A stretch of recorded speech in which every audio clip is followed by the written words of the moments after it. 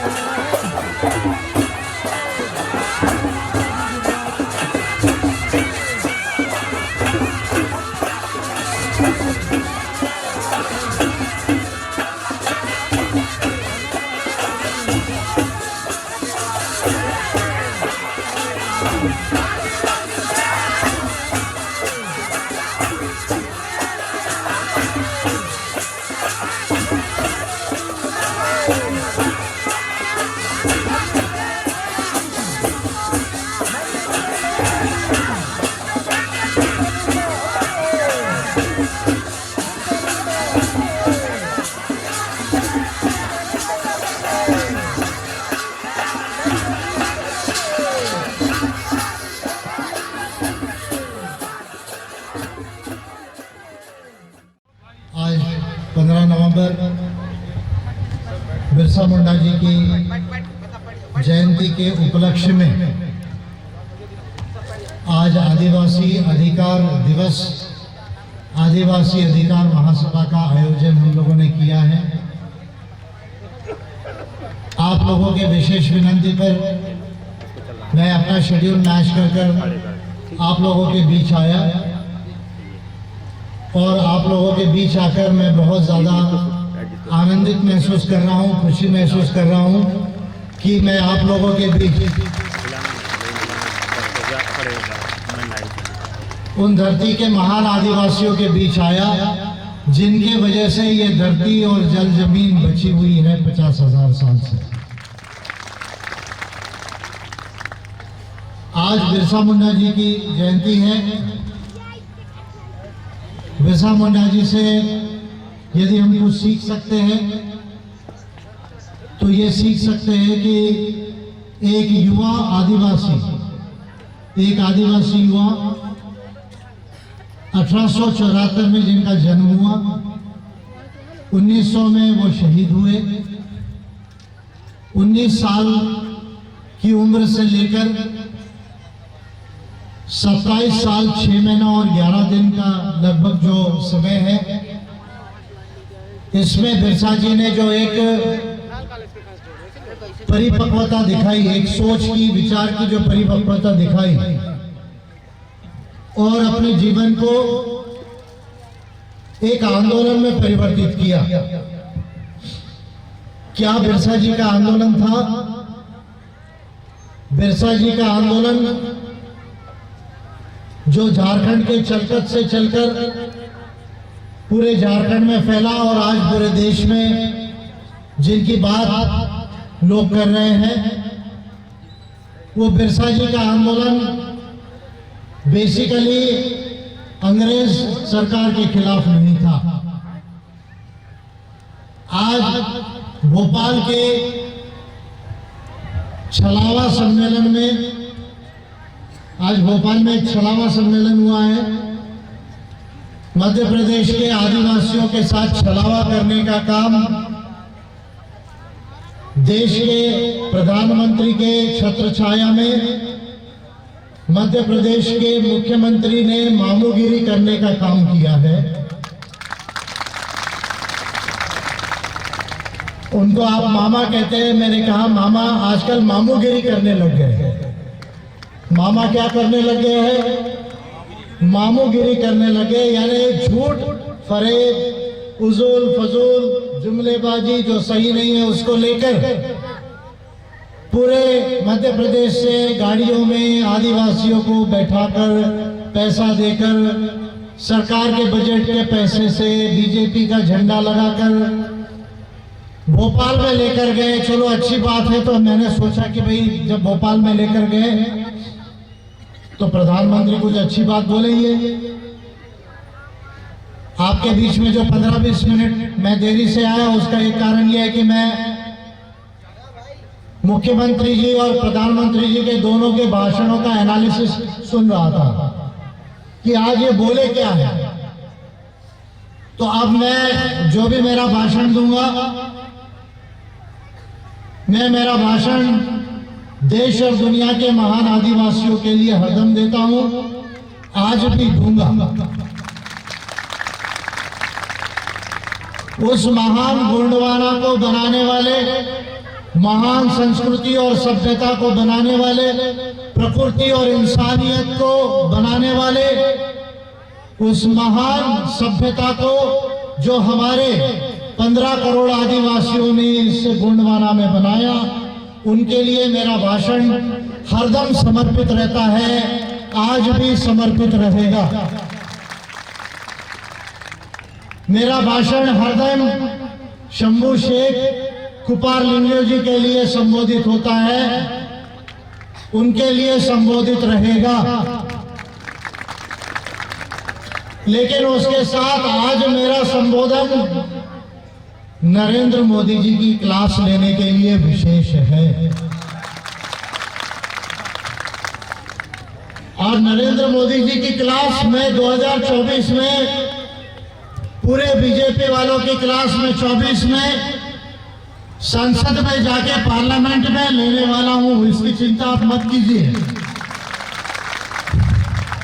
लेकिन क्योंकि आज संसद जाने के पहले जिस प्रधानमंत्री के जुबान पर, जिस जुमलेबाज प्रधानमंत्री के जुबान पर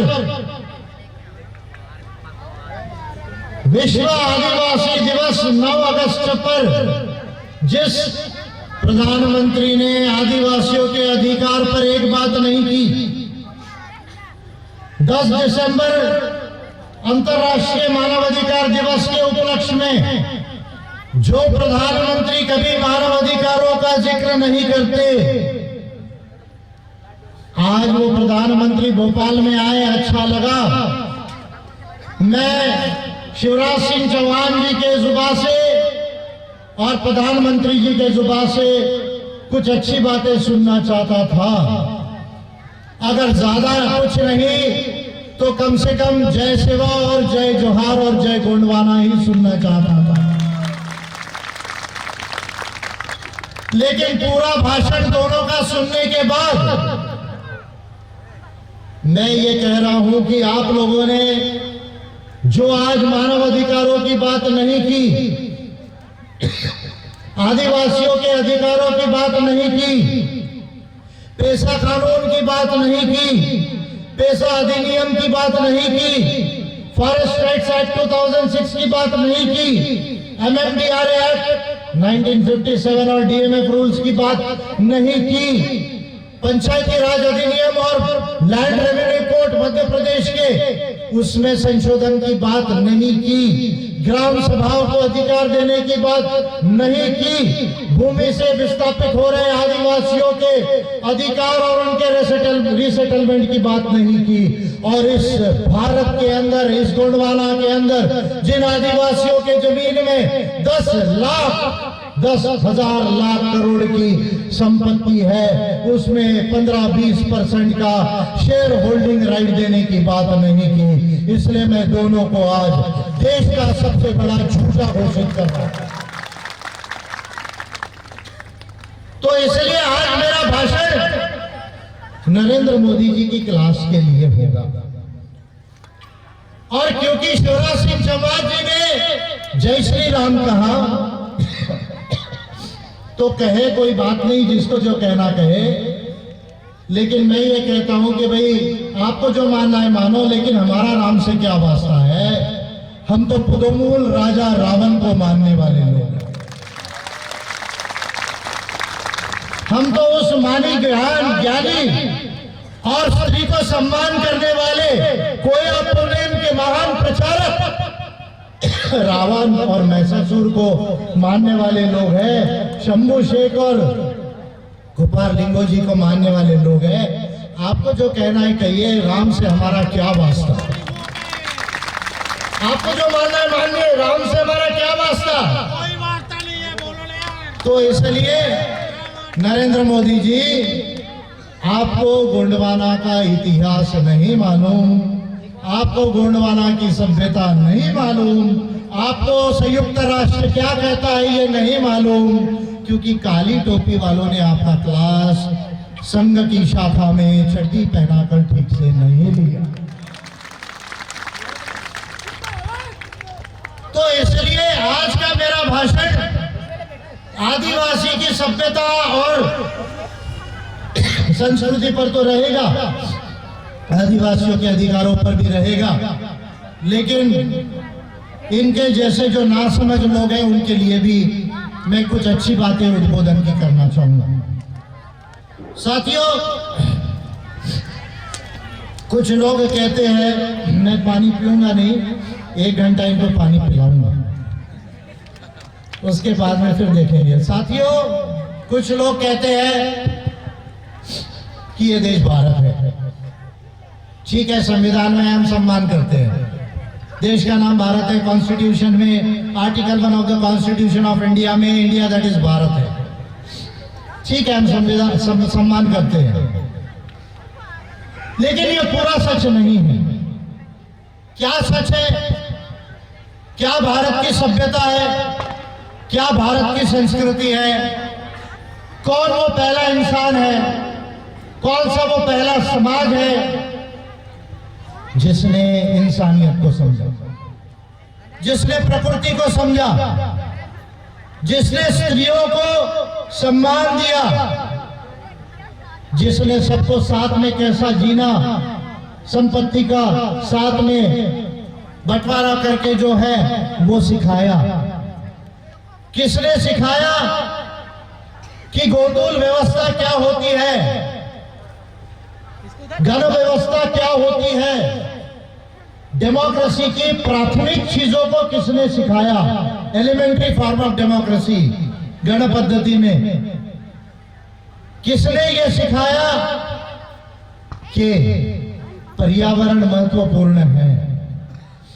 मैं ये कहता हूं कि ये सिखाने वाला समाज, ये सिखाने वाले लोग पूरे देश में और दुनिया में भी ये देश के और दुनिया के वो महान आदिवासी है, वो महान आदिवासी। और आज आप मजे की बात देखिए, आज सारे लोग पर्यावरण की बात कर रहे हैं, जेंडर राइट्स की बात कर रहे हैं, आज सारे लोग डेमोक्रेसी की बात कर रहे हैं। अच्छी बात है, करनी चाहिए, लेकिन देश के अंदर ये काम करने वाले, ये बात बताने वाला सबसे पहला इंसान वो देश का आदिवासी है। तो देश के अंदर बहुत सालों तक इस देश के लोगों का ये मानना था, और विदेश में भी चाहे ब्रिटिश हो, पोर्चुगीज हो, फ्रेंच हो, डच हो, इन लोगों का ये मानना था कई सालों तक कि भाई ये जो जंगलों में रहते हैं वो लोग तो नासमझ है, ऐसा लोगों का उनका मानना था। ब्रिटिशर्स का मानना था, डच का मानना था, फ्रेंच का मानना था, पोर्चुगीज का मानना था। और देश के जो लोग, यहां तक कि गांधी जी ने उन्हें गिरिजन कहा। तो बिरसा मुंडा जी का आंदोलन झारखंड में केवल अंग्रेजों के खिलाफ नहीं था। जिसको बिरसा जी ने उलगुलान कहा, वो उलगुलान केवल अंग्रेजों के खिलाफ नहीं था। संताल विद्रोह, कोल विद्रोह, ये जो हमारे अभी सब नाम लिए, मैं आ रहा था तो यहां जो नामों का उल्लेख हो रहा था, ये सारा विद्रोह केवल अंग्रेजों के खिलाफ नहीं था। किस चीज के खिलाफ वो विद्रोह था? किस चीज के लिए वो आंदोलन था? धीकुओं के खिलाफ वो विद्रोह था। धीकू कौन? धीकू वो धीकू जो आदिवासी की जमीन और आदिवासी की सभ्यता पर, संस्कृति पर अतिक्रमण कर रहे थे। वो धीकू जो आदिवासी की जमीन को छीनना चाह रहे थे। वो धीकू जो आदिवासियों को धर्मांतरित करना चाह रहे थे, चाहे वो जो भी धर्म में हो। वो धीकुओं के खिलाफ बिरसा जी का आंदोलन था। लेकिन बिरसा जी का आंदोलन किस चीज के लिए था, उसको समझना बहुत जरूरी है। और एक 27.5 साल के युवा आदिवासी, 25 साल के युवा आदिवासी युवक की सोच। मैं एक युवा नेता हूं। आप लोगों ने मुझे कहा, अभी मैं जब आ रहा था तो मैंने एक स्लोगन सुना आपके मुंह से कि विजय मानकर आए, गोंडवाना के शेर आए। शायद ऐसा कुछ नारा आप लोगों ने लगाया। क्या ये बात सही है? आप लोगों ने कहा, मैंने पहले बार सुना है। क्या ये बात सही है? आप मुझे गोंडवाना का शेर बोल सकते हैं, मैं गोंडवाना का आधुनिक रावण हूं। मैं गोंडवाना का आधुनिक रावण हूं। मैं वही बात करने आया हूं जो शंभू शेख जी ने की, कुपारलिंगो जी ने की, रावण ने की, महिषासुर ने की। हमारे ये तमाम जो बड़े बड़े लीडर्स थे बिरसा जी तक, और बाद में ये भोपाल का जो है गोपाल शाह, आज ही हमको बता रहे थे, बग बुलंद शाह, रानी दुर्गावती, ये कई नाम हैं, दर्जनों नाम निकल जाएंगे, उनकी बात नहीं करने आए। बिरसा जी का आंदोलन किस लिए था, ये समझना जरूरी है। बिरसा जी का आंदोलन ये दो चीजें के लिए था। और 25 साल के युवक को जब मैं पढ़ रहा था तो मुझे बहुत प्रेरित हो गया। मेरे आंख से बहुत आंसू निकले उस दिन जब मैं किताब बिरसा जी के डिटेल रिसर्च को पढ़ रहा था। उस 2 दिन 3 दिन मेरे आंखों से बहुत आंसू निकल रहे थे बार बार कि 25 साल का युवक इतना मैच्योर्ड कैसे हो सकते हैं। क्या कहते हैं बिरसा? महानायक, धरती के आबा बिरसा मुंडा जी कहते हैं कि हमारा आंदोलन ये तीर कमान से हल नहीं होगा। यदि तीर कमान और किसी की जान लेकर ही अगर हमको ये काम करना पड़ा तो हम लोग जेल में रहना पड़ेगा, उससे हमारे आंदोलन का समाधान नहीं आएगा। तो हमारा समाधान कैसे आएगा? 2 बातें बिरसा मुंडा जी ने महत्वपूर्ण कही कि हमारा आंदोलन ये आदिवासी संस्कृति, आदिवासी पहचान, आदिवासी अधिकार और आदिवासी राज के लिए है। आदिवासी राज के लिए है।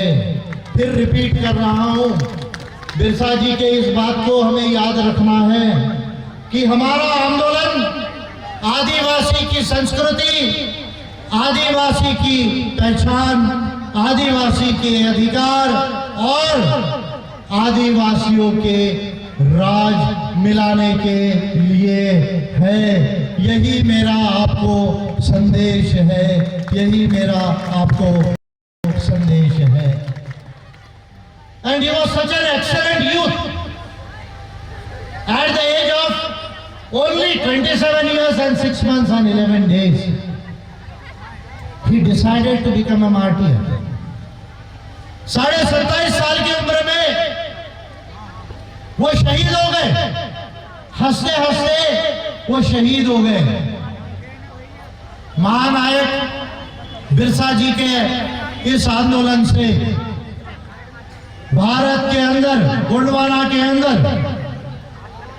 कई नेता हुए, लेकिन एक नेता का नाम हमको और याद करने की जरूरत है। उन नेता का नाम है जयपाल सिंह जी। कौन जयपाल सिंह जी थे? जयपाल सिंह जी कौन थे? जयपाल सिंह जी ये भारत की हॉकी के पहले उस टीम के कप्तान थे जिसको ओलंपिक्स में गोल्ड मेडल मिला, जिसको ओलंपिक्स में गोल्ड मेडल मिला। जयपाल सिंह जी वो ट्राइब के लीडर थे जो 6 बार लोकसभा का चुनाव लड़े, 6 बार जीते, एक भी बार वो लोकसभा का चुनाव नहीं हारे, एक भी बार लोकसभा का चुनाव वो नहीं हारे। लेकिन जयपाल सिंह जी केवल ये नहीं थे। दूसरी 2 महत्वपूर्ण बातें जो जयपाल सिंह जी के विषय में हमको याद रखनी है। कौन सी चीजें याद रखनी है? एक, जयपाल सिंह जी ऑक्सफोर्ड रिटर्न थे, इकोनॉमिक्स में एमए थे और अपनी आगे की पढ़ाई, पीएचडी की पढ़ाई, बीएससी की पढ़ाई उन्होंने हॉकी के टीम को गोल्ड मेडल जिताने के लिए वहां छोड़ी। लेकिन वो ऑक्सफोर्ड में एमए कर रहे थे इकोनॉमिक्स में। ये एक बात है जो हमें ध्यान में लेनी है। दूसरी एक महत्वपूर्ण बात जयपाल सिंह जी की है जिसे हमें ध्यान रखना है। जयपाल सिंह मुंडा आदिवासी के वो पहले लीडर हैं आधुनिक भारत में जिन्होंने कानून के रास्ते, संविधान के रास्ते आदिवासियों के अधिकारों को सेटल करने के लिए, इंडिजिनस राइट्स को सेटल करने के लिए ठक्कर बाबा और बरदोली जो 2 कमेटी संविधान बनते वक्त बनी थी, जिनके वजह से 5वीं अनुसूची और 6वीं अनुसूची बनी, उसको सेटल करने के लिए जयपाल सिंह मुंडा ने संविधान सभा में बड़ी महत्वपूर्ण बातें कही थी। जयपाल सिंह मुंडा जी का दिसंबर 1948 का व्यू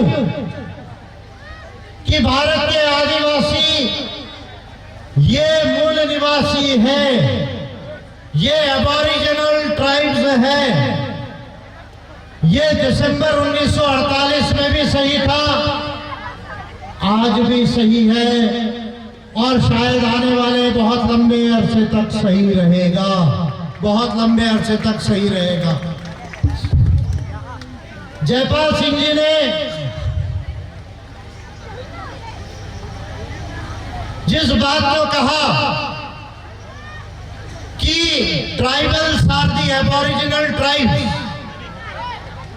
और हिंदी में उनको आदिवासी लिखा जाना चाहिए संविधान में, ये देश के एबॉरिजिनल ट्राइब्स है, इस बात को उसके पहले कनाडा के संविधान ने माना, न्यूजीलैंड के संविधान ने माना, बाद में उस बात को संयुक्त राष्ट्र ने माना और आज दुनिया में 70 से ज्यादा देशों में ये इंडिजिनियस पीपल है, एबॉरिजिनल ट्राइब्स है, इस बात को संयुक्त राष्ट्र ने डिक्लेयर किया और दुनिया के 20 संविधान में एबॉरिजिनल ट्राइब्स या इंडिजिनियस राइट्स का सेटलमेंट हुआ है। भारत के परिप्रेक्ष्य में बात करते हैं, देश के परिप्रेक्ष्य में बात करते हैं, तो हमें इस बात को देखने की जरूरत है, समझने की जरूरत है। किस बात को देखने और समझने की जरूरत है कि संविधान बनने से लेकर आज तक, संविधान बनने से लेकर आज तक आदिवासियों के जो अधिकार देश में सेटल होना चाहिए था, उसका सेटलमेंट प्रॉपर वे में नहीं हुआ है, सही ढंग से उसका सेटलमेंट नहीं हुआ है। और इस संदर्भ में दो ऐसी महत्वपूर्ण बातें हैं जिनको हमें ध्यान में रखने की जरूरत है, उस पर काम करने की जरूरत है। क्या वो चीजें हैं? संयुक्त राष्ट्र ने आदिवासियों के कौन से अधिकार, ये इंडिजिनियस राइट्स है, मूल निवासियों के अधिकार है, इसके लिए दो कोवेनेंट एंड कन्वेंशंस को, इंपॉर्टेंट कोवेनेंट्स एंड कन्वेंशंस को डिक्लेयर किया। कौन से वो कोवेनेंट एंड कन्वेंशंस है? एक है 107 ILO कन्वेंशन, दूसरा है 169 ILO कन्वेंशन। 107 ILO कन्वेंशन ये उतना स्ट्रांग नहीं है,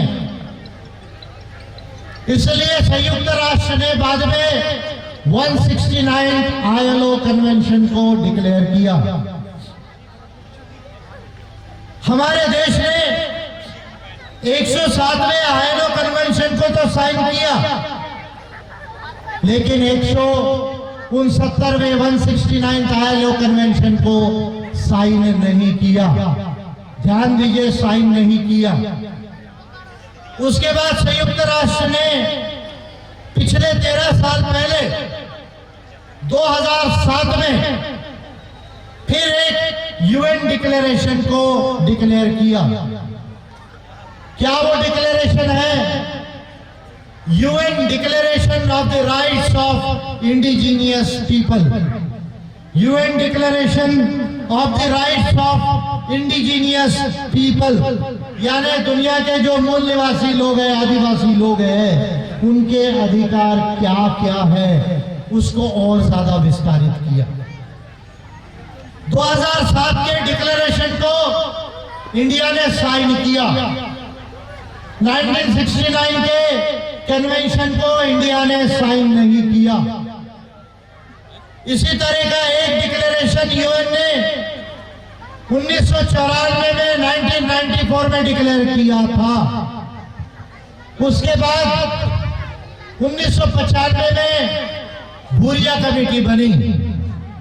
उस भूरिया कमेटी ने भी कुछ बातों को देश के अंदर कहा कि 6वीं सूची का मॉडल 5वीं सूची में लागू किया जाना चाहिए। ये भूरिया कमेटी का बेसिक रिकमेंडेशन था कि दी provisions of the 6th schedule should be implemented to the 5th schedule of the constitution. This was the recommendation, major recommendation of the Bhuria committee. Bharat की संसद को देश के आदिवासियों की फिक्र पहली बार 1996 में हुई। 1996 में पहली बार भारत की संसद को, उस समय कांग्रेस की गवर्नमेंट हुआ करती थी, पहली बार देश के आदिवासियों की चिंता हुई। वो चिंता कोई इंदिरा गांधी और राजीव गांधी जी के वजह से नहीं हुई, वो चिंता भारत की संसद को यूनाइटेड नेशंस की वजह से करना पड़ा, UNO के वजह से, संयुक्त राष्ट्र की वजह से करना पड़ा। दिसंबर 1996 को पेसा लॉ बना, पेसा लॉ इंप्लीमेंट हुआ। 15 साल हुए। 10 राज्यों में शेड्यूल्ड एरियाज है, मध्य प्रदेश, छत्तीसगढ़, उड़ीसा, झारखंड, तेलंगाना, आंध्रा, महाराष्ट्र, गुजरात, राजस्थान, हिमाचल प्रदेश, 10 राज्यों में शेड्यूल्ड एरिया है जहां 5वीं अनुसूची लागू होती है। आपको जानकर आश्चर्य होगा कि आज तक 10 के 10 राज्यों ने पेशा नियमों को नहीं बनाया, पेशा नियमों को नहीं बनाया। इन बातों को आपको गंभीरता से समझना होगा। ये बातें मैं बार बार क्यों कह रहा हूं? क्योंकि मैं देश का पहला लीडर हूं पूरे भारत के इतिहास में जिसने भारत की संसद को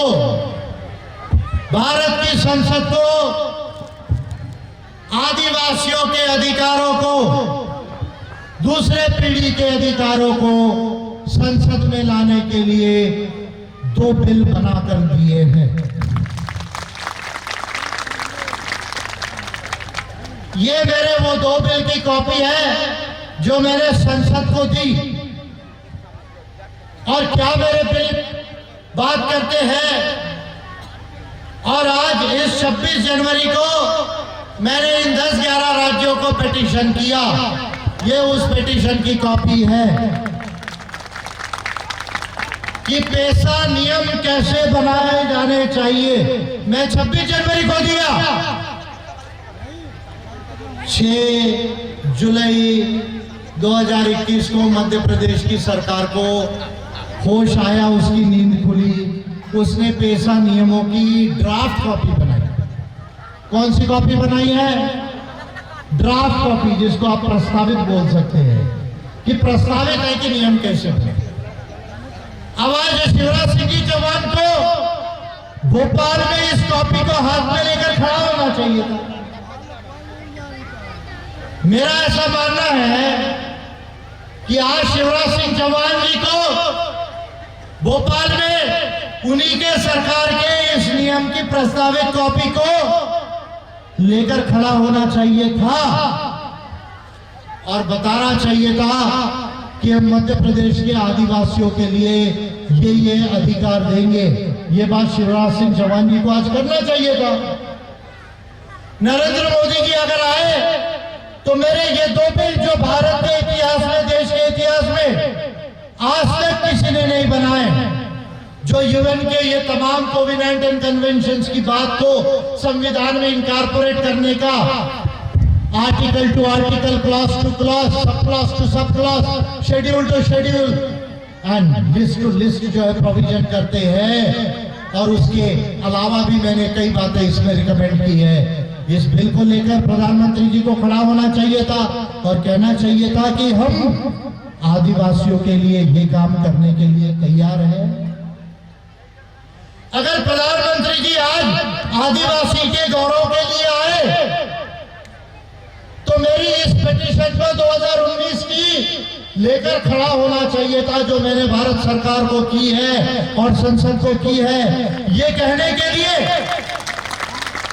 विजय मानकर जिंदाबाद,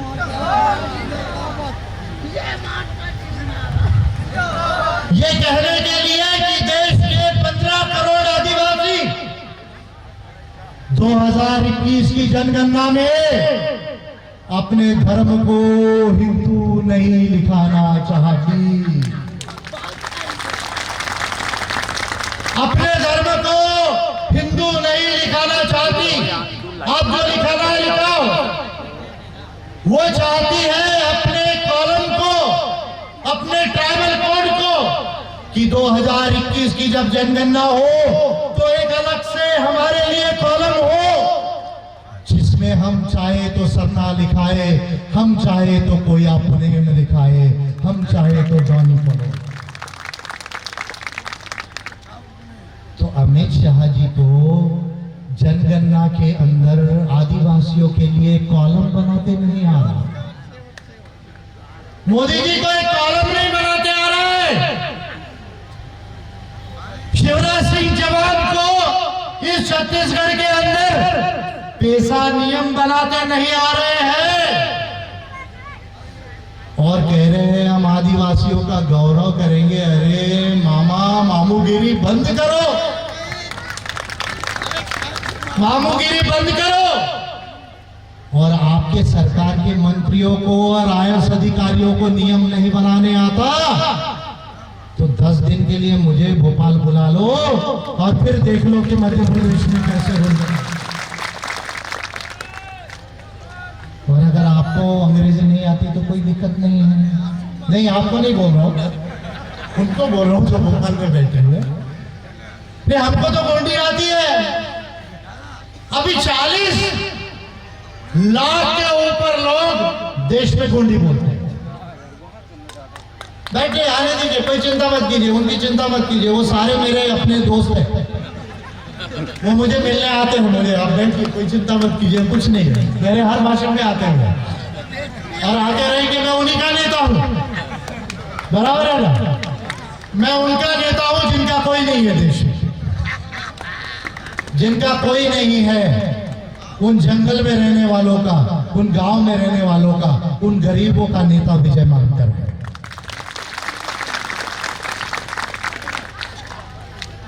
40 लाख के ऊपर लोग गोंडी बोलते हैं,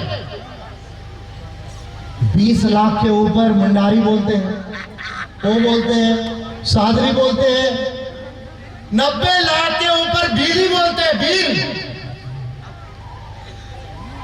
फिर कोलावी बोलेंगे, कई ट्राइबल लैंग्वेजेस से बोलते हैं। संस्कृत ये कहते हैं हमारी बहुत बड़ी भाषा है, संस्कृत बड़ी एंशिएंट लैंग्वेज है। तो मैंने एक दिन भागवत जी को बोला, भागवत जी थोड़ा शर्म करो, काली टोपी वाले हो, समझ जाओ, थोड़ा शर्म करो। अरे हमारी गोंडी नहीं होती, मुंडारी नहीं होती, फिर संस्कृत पैदा नहीं होती थी इस इंडिया के।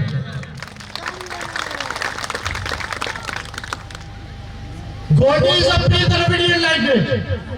द्रविडियन लैंग्वेज का 6000 वर्ष पूर्व, गोंडी का एज उससे पहले का, मुंडारी का एज 3500 साल से पहले, लगभग 4000 साल पहले।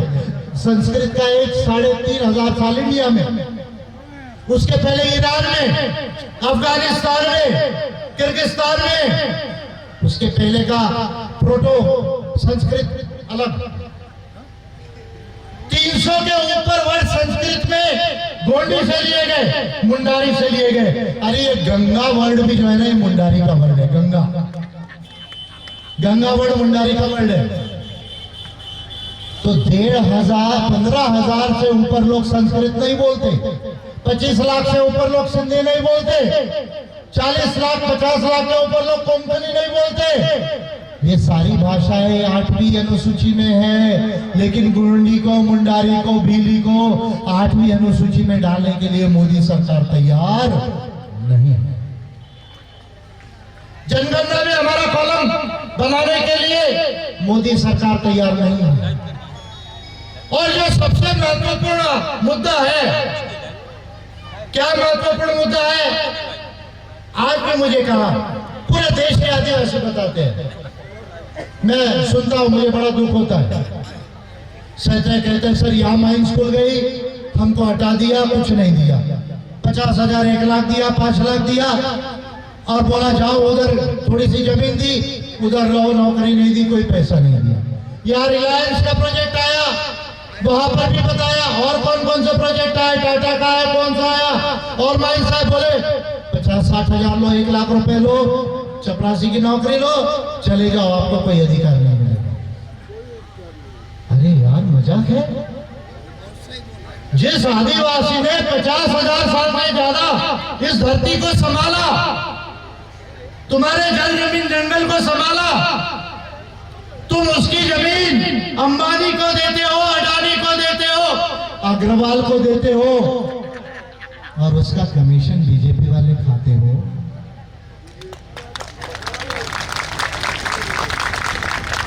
और बिटकॉइन में ट्रांसफर करते हो। कर्नाटका में निकला। आप ये मत समझो कि हमको नहीं मालूम, हमको भी मालूम चलता है, बोलते कम है, इसलिए ये मत समझो कि हमको नहीं मालूम।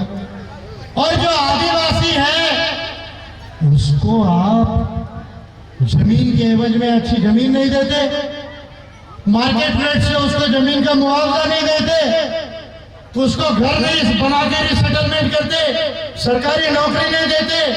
अगर सरकारी नौकरी नहीं देते तो प्राइवेट सेक्टर में अच्छे कंपनी में अच्छे पोस्ट पे कम से कम जॉब देना चाहिए, वो नहीं देते।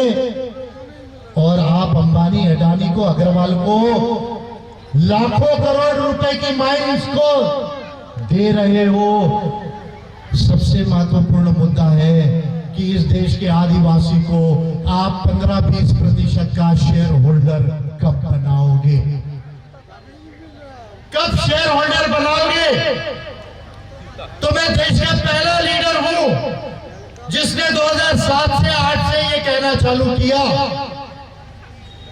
और मेरा आपसे ये वादा है, ये वादा मैं अमूरकोट की इस भूमि से, गोंडवाना के महान कल्चर की भूमि से कर रहा हूं कि मैं जब तक स्वस्थ रहूंगा, मैं जब तक जिंदा रहूंगा, और मेरी सरकार जब बनेगी तब बने, लेकिन मैं जिस दिन संसद जाऊंगा बीजेपी और कांग्रेस के लोगों को डांस करवा दूंगा, लेकिन इस देश के आदिवासियों को, इस देश के आदिवासियों के जो अधिकारों का हनन, जो जल जमीन जंगल उनसे छीनी जा रही है, जो गैर आदिवासी बनाने का षड्यंत्र किया जा रहा है, उस काम को मैं देश में होने नहीं दूंगा।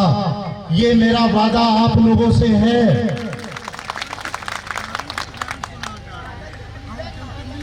और मेरी एक बात आप अच्छे से ध्यान में रखें, जिस दिन मेरे ये बिल भारत के संविधान में आ जाएंगे, मेरे ये पिटीशन पैसा नियमों पर उसके अनुसार पैसा नियम बनेंगे, तो मेरी एक बात अच्छे से याद रखना। क्या बात याद में रखना? कि उस दिन इस देश का सबसे अमीर आदमी, उस दिन इस देश का सबसे अमीर आदमी ये अंबानी नहीं होगा, आदिवासी ये देश का सबसे अमीर इंसान है, जिसको मैं मूल निवासी बेल्ट कहता हूं। बंगाल के 24 परगना से लेके गुजरात के डांग जिलों तक, बांसवाड़ा तक, राजस्थान के डूंगरपुर, बांसवाड़ा, उदयपुर तक, जिसे मैं मूल निवासी बेल्ट कहता हूं, उस मूल निवासी बेल्ट में भारत की टोटल खनिज संपदा की 70% खनिज संपदा ये आदिवासियों के जमीन के अंदर है। किसके जमीन के अंदर है? जोर से कहो, किसके जमीन के अंदर है? और जल जमीन जंगल का मालिक कौन है? जल जमीन जंगल का मालिक कौन है? अंबानी है क्या? अडानी है क्या? अग्रवाल है क्या? मोदी है क्या? चौहान है क्या? कौन मालिक है? सुन लो मोदी जी, ये मध्य प्रदेश के आज के ही 15 नवंबर को मध्य प्रदेश का आदिवासी कह रहा है, छत्तीसगढ़ का आदिवासी कह रहा है, झारखंड का आदिवासी कह रहा है कि ये मालिक जल जमीन जंगल के हम हैं, और अगर हम जल जमीन जंगल के मालिक हैं तो इसका 20-25% शेयर होल्डिंग राइट भी हमको मिलना चाहिए। तो ये पैसा नियमों में आज भी मध्य प्रदेश सरकार ये अधिकार नहीं देना चाहती। ग्राम सभा को आज भी ये अधिकार नहीं देना चाहती कि ग्राम सभा चाहे तो निर्णय ले कि हमको जमीन देंगे या जमीन नहीं देंगे। हमको जमीन चाहिए। ये अधिकार केवल ग्राम सभा को होना चाहिए। और अगर ग्राम सभा कहती है कि जमीन नहीं देंगे हमारी गांव की, तो सरकार ने वो प्रोजेक्ट छोड़ देना चाहिए। और अगर ग्राम सभा कहती है कि जमीन देंगे, तो फिर जमीन के एवज में जमीन, मार्केट रेट से पैसा, घर, एक अच्छी नौकरी, और उससे ज्यादा महत्वपूर्ण 10, 15, 20% का उस कंपनी में शेयर होल्डर आदिवासियों को बनाना है। ये जब तक इस देश में नहीं होगा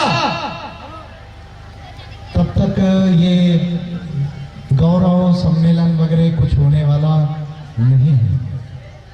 अरे किस गौरव की बात करते हैं? हम तो 20 साल 25 साल से कहते हैं, हमारी तो संस्कृति और सभ्यता ही इतनी अच्छी है कि उससे आदिवासियों से सीखना, प्रेरणा केवल आदिवासियों को ही नहीं है, प्रकृति और मानव की बात को सीखना, अरे आदिवासियों से अब बाकी लोगों को सीखने का समय आ गया है। दुनिया के अंदर सबको सीखने का समय आ गया है कि अगर धरती को बचाना है, पर्यावरण को बचाना है, इंसानियत से रहना है, तो आदिवासियों से सबको सीखने का समय आ गया है। ये महत्वपूर्ण बात है।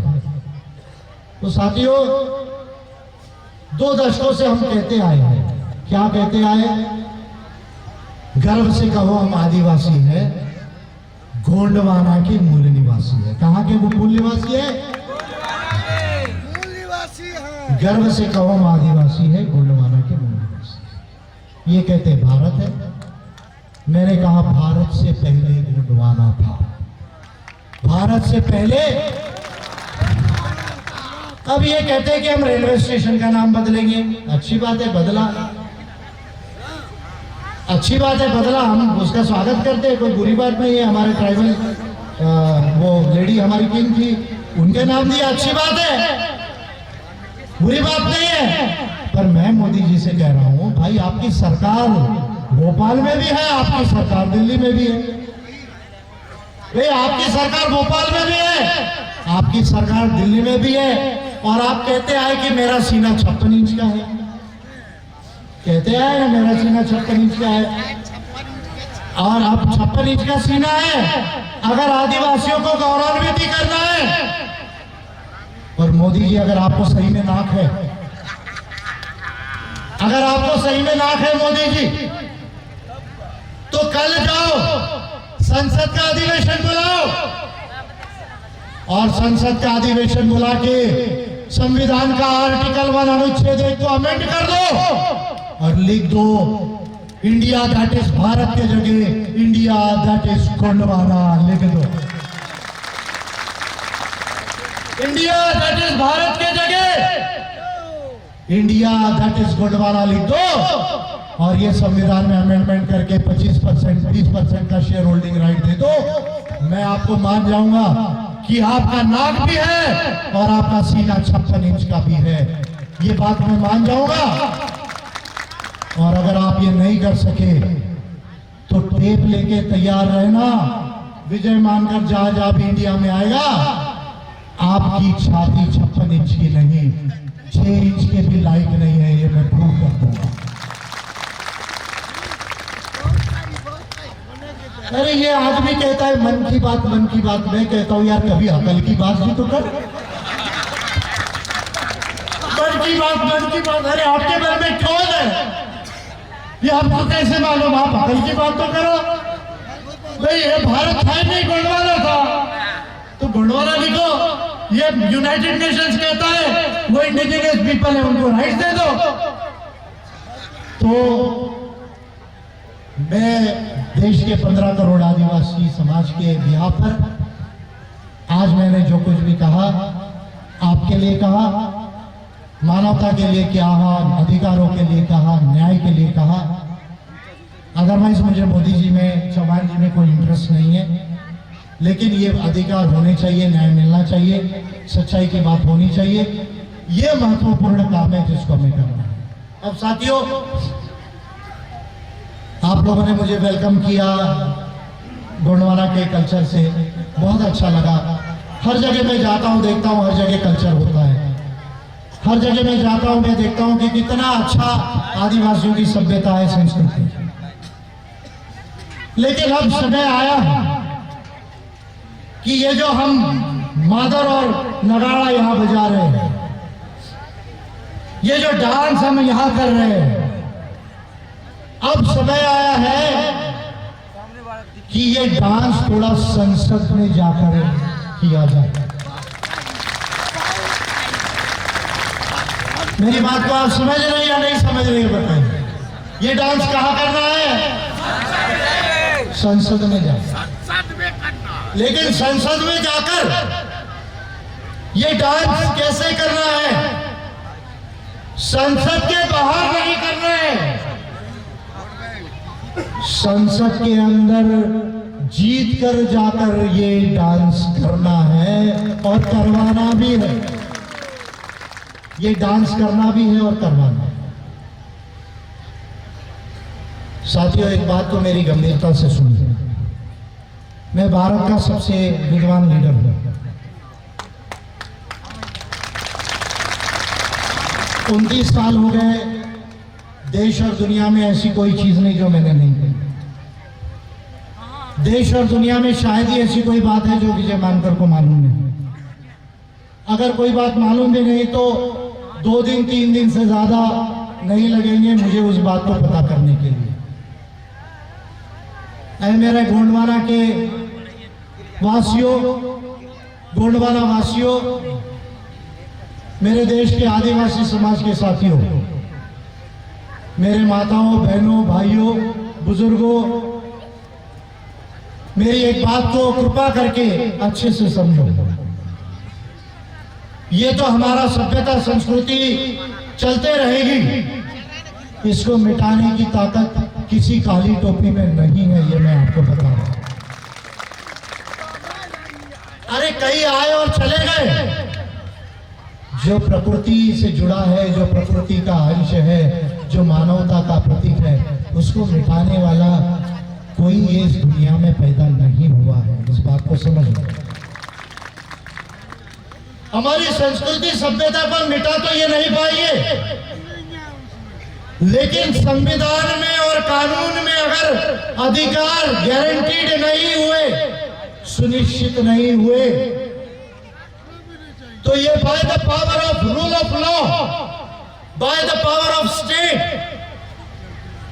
By the power of administration and by the use of corporate world. हम मार्केट इकोनॉमिक्स के खिलाफ नहीं है।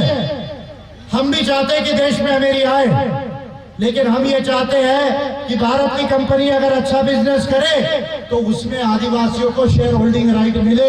इससे ज्यादा हमको कुछ नहीं कहना है, और वो जमीन देना है या नहीं देना है आदिवासियों को डिसाइड करने दो। आप डिसाइड नहीं कर सकते, बस इतना ही हमको कहना है। मेरी बात आप कृपा करके एक अच्छे से सुनिए, समझिए। यदि ये काम 10 साल 20 सालों के अंदर, मैं 20 साल भी ज्यादा बोल रहा हूं, 10 सालों के अंदर 2024 और 2029 तक अगर हम अपने सही मेंबर पार्लियामेंट इस आदिवासियों के इंडिजिनस राइट्स के एजेंडे पर यदि जिताकर संसद में नहीं भेज सके और मेरे साथ संसद में आपने 5-10 अच्छे लोगों को नहीं जिताया, और ये काम करने का मौका जो मेरे आखिरी 20 से 25 साल है, यदि प्रकृति ने साथ दिया तो 20 से 25 साल मेरे पास में है। अगर इसके अंदर ये काम नहीं हुआ तो मुझे इस बात का दुख रहेगा और आशंका भी रहेगी कि ये काम उसके बाद कौन करेगा। ऐसा ना हो कि उसके बाद ये काम करना और मुश्किल हो जाए। और इसलिए मैं आप लोगों से हाथ जोड़ के निवेदन कर रहा हूं, विनती कर रहा हूं, ये केवल राजनीति का विषय नहीं है, ये जननीति का विषय है, ये आदिवासियों के नीति का विषय है। ये केवल राजनीति का विषय नहीं है, ये जननीति का विषय है, आदिवासियों के अधिकारों की नीति का विषय है। कि भारत के संविधान में इस तरह का सकारात्मक संशोधन हो, पेशा लॉ में संशोधन हो, फॉरेस्ट राइट्स एक्ट 2006 में संशोधन हो, MMDRA act, mines and mineral development and regulation act 1957 में संशोधन हो, DMF रूल्स 2015 में संशोधन हो, कंपनीज एक्ट में 2013 में संशोधन हो, IT एक्ट में लिमिटेड संशोधन हो, लैंड रेवेन्यू कोड एंड पंचायती राज अधिनियम में संशोधन हो। जब ये तमाम संशोधन होंगे उसके बाद जो मैं अधिकारों की बात कर रहा हूँ, ग्राम सभाओं को ये अधिकार दिलाने की बात कर रहा हूँ, आदिवासियों को शेयर होल्डर बनाने की बात कर रहा हूँ, उसके बाद ये काम सुनिश्चित हो पाएगा। और जिस दिन भारत के संविधान के अनुच्छेद 1 में अमेंडमेंट हो जाएगा उसके बाद मेरा काम पूरा होगा, क्योंकि ग्रेट गोंडवाना बनाने की शुरुआत हो जाएगी। मेरा ग्रेट गोंडवाना ये वैज्ञानिक होगा, प्राकृतिक होगा, मानवतावादी होगा और विकसित गोंडवाना होगा। एक ऐसा गोंडवाना होगा जहां कोई गरीब नहीं होगा, जहां किसी के साथ भेदभाव नहीं होगा, जहां हर इंसान और हर परिवार जो है वो अपनी स्वतंत्रता से जिएगा और स्वतंत्रता से जीकर सुखी और समृद्ध होगा। ये मेरा ग्रेट गोंडवाना है। ये ग्रेट गोंडवाना बनाना ये मेरे जीवन का लक्ष्य है। ये आदिवासियों को अधिकार दिलाना ये मेरा और मेरे पार्टी का लक्ष्य है। बाकी भारतीयों के लिए जो करना है वो मैं करूंगा, सबके लिए करूंगा, लेकिन पहले किसके लिए करूंगा? किसके लिए करूंगा? सबके लिए करूंगा। कोई चिंता मत करो, मैं किसी के साथ भेदभाव नहीं करने वाला, क्योंकि मोदी जैसा जुमलेबाज मैं नहीं हूं। मैं प्रकृति और इंसानियत को मानता हूं, विज्ञान को समझाऊं, इसलिए मैं नहीं करूंगा। लेकिन सबसे पहले मैं उन लोगों के लिए करूंगा जिनको विस्थापित कर गैर आदिवासी बनाने का कोशिश हो रही है। साथियों, इस बात को आप समझें, इस बात को सोच समझकर आप अच्छे से चलिए। 2023 में अच्छे से सुनिए, 2023 में और 2024 में, 2023 में 2024 में हमको मध्य प्रदेश के अंदर, देश के अंदर एक सही निर्णय लेना होगा, एक सही निर्णय लेना होगा। और मैं आपके बिहाफ पे फिर कह रहा हूं, हमने छत्तीसगढ़ से बीजेपी को ट्राइबल सीटों से असेंबली के आउट किया।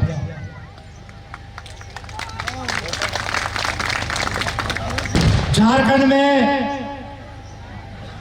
शिबू सोरेन जी आए, मेरा भी उसमें कुछ रोल है। पीछे से 15-20% हमने झारखंड में बीजेपी को जीतने नहीं दिया। अब मध्य प्रदेश में मैंने आज पत्रकारों से एक बात कही है, दो बातें कही है कि मैं मध्य प्रदेश में 2023 में बीजेपी को एक भी एमएलए की सीट ट्राइब के रिजर्व सीट से जीतने नहीं दूंगा। ये मैंने आपके साक्षी से, आपके भरोसे पर कहा है। और क्यों नहीं जीतने दूंगा ये मैं कह रहा हूं, जब तक ये काम जो मैंने कहे वो नहीं होते, मैं इनको देश में चैन से बैठने नहीं दूंगा। कोरोना में 1.5 साल आराम बहुत हो चुका। अब गोंडवाना का आधुनिक रावण देश में खुला आ गया है। जब तक आदिवासियों के जल, जमीन, जंगल, संस्कृति और पहचान के अधिकार ये संविधान और बाकी कानूनों में गारंटीड नहीं होते, मैं इनको एक भी ट्राइबल सीट जीतने नहीं दूंगा। और यदि आपका साथ रहा तो जो हारेगा वो जीतेगा, बाद में डिसाइड होगा। लेकिन इस गोंडवाना की भूमि से सही एमएलए और एमपी हम जिता कर भेजेंगे। आप अपनी इस बात को समझे और आपने मुझे आज इस बड़े गंभीर सम्मेलन में बुलाया, समझा। शॉर्ट बातें हैं, मैं आदिवासियों के ऊपर बहुत बोल सकता हूँ, मेरा इस पर स्पेशल स्टडी है, रिसर्च है, मैं जिया हूँ वो बातों को, लेकिन इससे महान सभ्यता मैंने दुनिया में नहीं देखी, इससे अच्छे लोग मैंने दुनिया में नहीं देखे। ये धरती का मालिक आदिवासी है, जल जमीन जंगल का मालिक आदिवासी है, प्रकृति और मानवता को सजोने वाला आदिवासी है। आदिवासी दुनिया में महान था, महान है, महान रहेगा। भारत गोंडवाना था, गोंडवाना है और गोंडवाना। तो इस बात से जो है मैं कहता हूं कि इतनी बात जो है वो सफिशिएंट है। आपका प्यार मोहब्बत मुझे मिला है, उसके लिए मैं धन्यवाद देता हूं। आपका ऋणी रहूंगा। मेरी बात को समझकर ये काम आप पूरे मध्य प्रदेश में करेंगे, ऐसी मैं उम्मीद करता हूं। और मैं आप लोगों के बीच और भी आते रहूंगा। और अब तो खेल शुरू हुआ है, अभी खेल शुरू हुआ है, पिक्चर अभी बाकी है मोदी जी और शिवराज सिंह जी। आज से खेल शुरू हुआ है, अभी पिक्चर बाकी है। शिवराज सिंह जी और मोदी जी, मुलाकात होती रहेगी और मैं भारत को गोंडवाना बना के रहूंगा। ऐसी बात कहते हुए अपनी बात को यहीं समाप्त करता हूं। देखो कौन आया, देखो कौन आया। विजय मानकर जी जिंदाबाद, विजय मानकर जी जिंदाबाद। देखो कौन आया। 10 बजे की कुछ मर्यादा होती है, इसलिए मैं अपनी बात को शॉर्ट कर रहा हूं और आपके प्यार मोहब्बत से आपसे रुखसत ले रहा हूं, विदा ले रहा हूं। जोहार, जय सेवा, मोद बेड़ची गोंडवाना। जोहार, जोहार, जय सेवा, मोद बेड़ची गोंडवाना। जय विज्ञान, जय इंसान, जय मानव अधिकार।